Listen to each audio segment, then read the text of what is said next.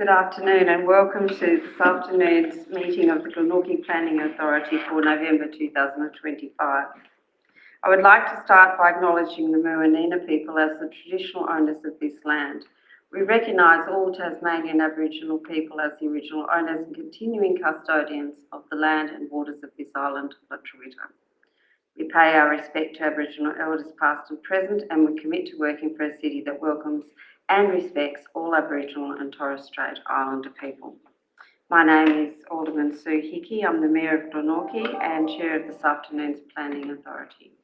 Joining me this afternoon are my fellow authority members, Alderman Russell Yaxley, otherwise known as our Deputy Mayor, Alderman Josh Cockshut, thank you, Alderman Stephen King and Alderman Tim Marks. We also have a number of council staff present this afternoon, thank you.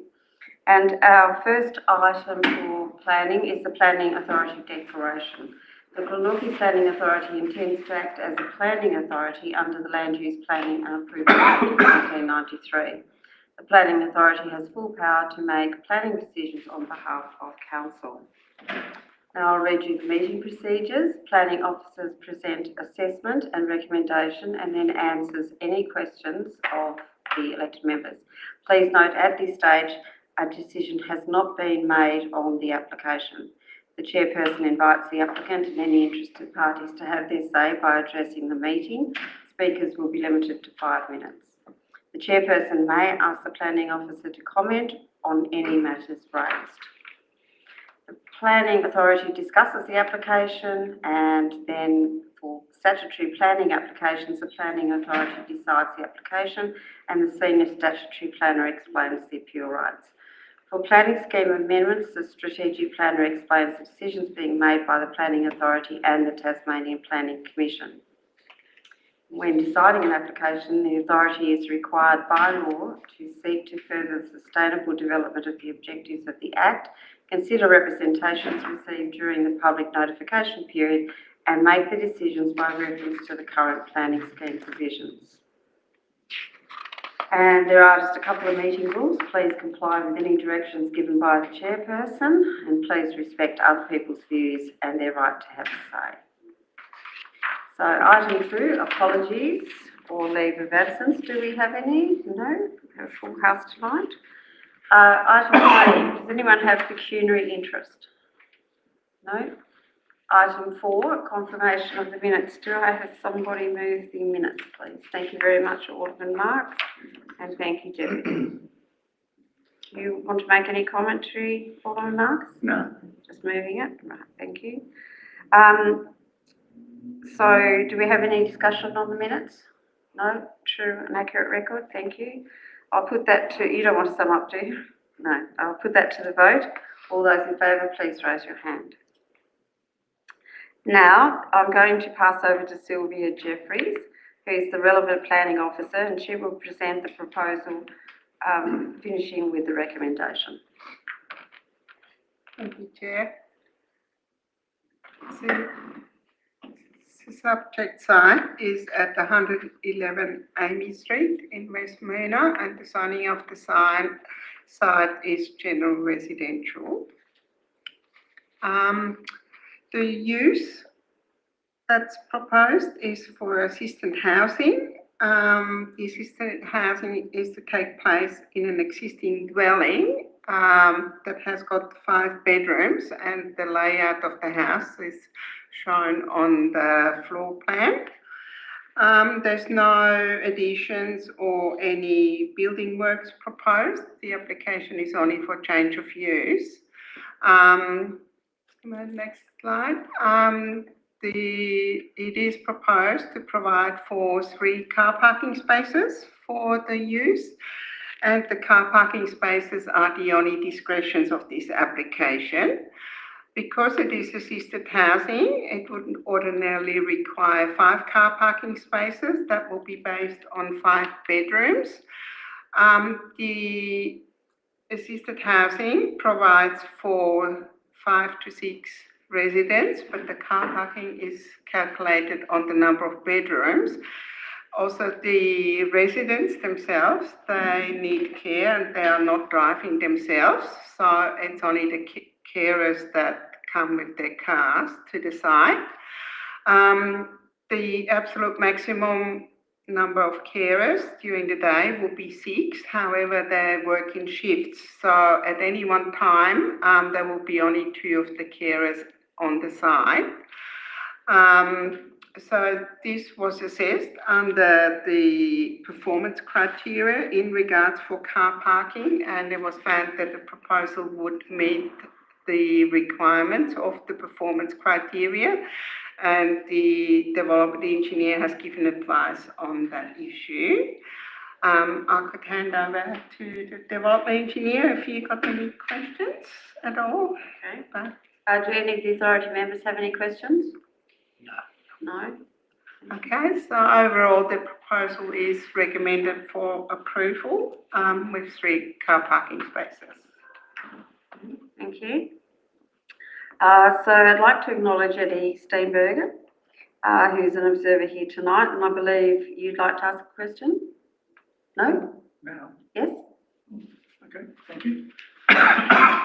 Let's have a go first. So we're happy. Okay. Mum, I've been told to stick strictly to the topic at hand, so I will try to stick.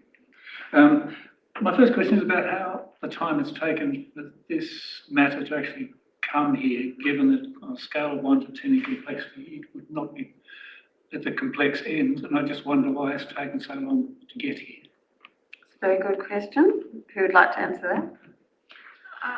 Obviously, when we've got a planning application, we have mandatory application requirements and we have details that we're required to obtain from the applicant so that we can adequately assess the performance criteria under the planning scheme. So, unfortunately, frequently we are in the hands of the applicant as to when we ask for information. There's always some back and forth, and it is really how long's a piece of string when we're asking for information from somebody, how long it takes to get satisfaction. Okay. The second question is about the fact that no council staff has a delegation to decide any planning matter relating to parking, which seems like an odd exception to all the other delegations. What's the rationale behind that? Would you like to answer that? I'm happy to answer it. Eddie, historically, the Planning Authority were very interested in any discussions to do with car parking. So I make the assumption that they were receiving feedback from the community in relation to those. Perhaps there is an appetite for that to be relaxed, and after the meeting, we're in fact going to talk about that particular delegation. So we may well see a change without preempting what the elected members might agree to. Can I sit over there? Sorry. She'll get elected. Yes. Not far away. Sorry? Not far away. Elections. And I'd just like to finish by saying I absolutely support this application. It's obvious and it should have been done years ago, and ideally it should have been done under delegation years ago.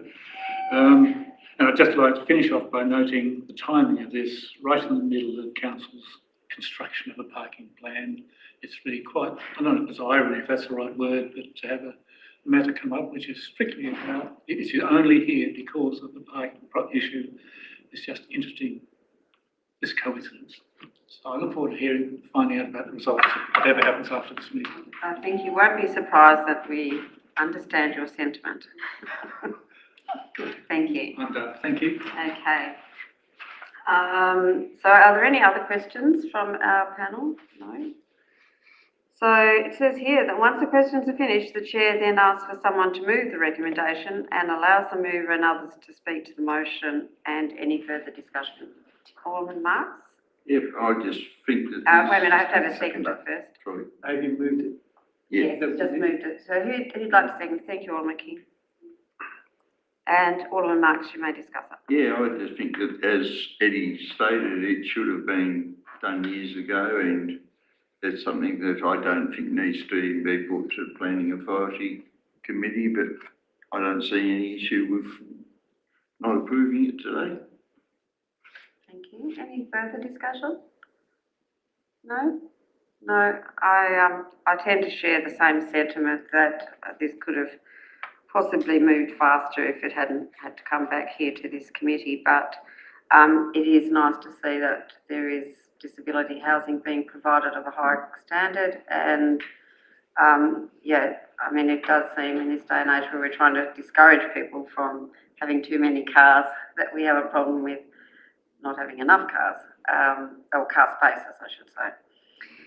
So I'm happy with it. So if that's okay, we'll put it to a vote. All those in favour? Oh, yes, but Alderman Marks, have you got anything else to add to it? No. No. All right, to the vote, please. All those in favour? It's carried unanimously. Thank you. And now I'm going to invite the Senior Statutory Planner to explain the process from here.